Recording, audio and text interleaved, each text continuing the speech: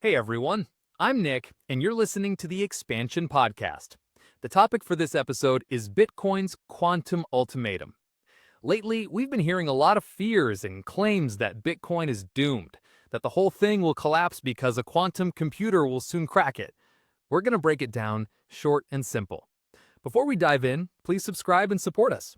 And yes, if you need help integrating AI into your business or need a Web3 blockchain project developed, the link to our team is in the description or in our bio. In a world where digital assets are worth trillions, a threat is looming on the horizon capable of bringing it all crashing down overnight. It's not an economic crisis or a new regulation. It's a quantum computer. Today, we're breaking down one of the most audacious and controversial plans to save Bitcoin from this threat. An ultimatum that will give every coin owner a choice: adapt or lose everything. So, what's the problem? The cryptography protecting your Bitcoins, the ECDSA algorithm, is flawless against conventional computers. But for a powerful quantum computer, it's like a paper lock. Using Shor's algorithm, it could derive your private key from your public key, which is visible on the blockchain. And that's a direct path to theft. And this isn't some hypothetical problem from the distant future. It's estimated that about a quarter of all existing Bitcoins, including Satoshi Nakamoto's own coins, are in addresses vulnerable to such an attack. Experts from McKinsey and NIST are warning that cryptographically relevant quantum computers could appear as early as 2030. The clock is ticking. So, what can be done? A group of developers led by Jameson Lopp has presented a radical plan.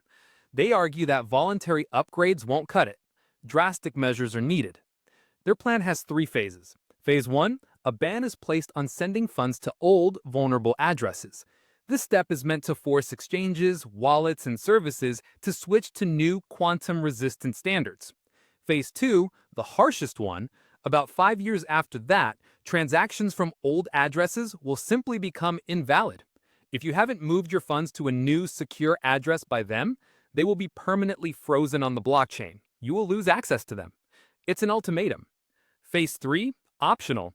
It's possible that sometime in the future, using complex cryptographic methods like zero-knowledge proofs, you could try to regain access to your frozen coins, but that's not a guarantee.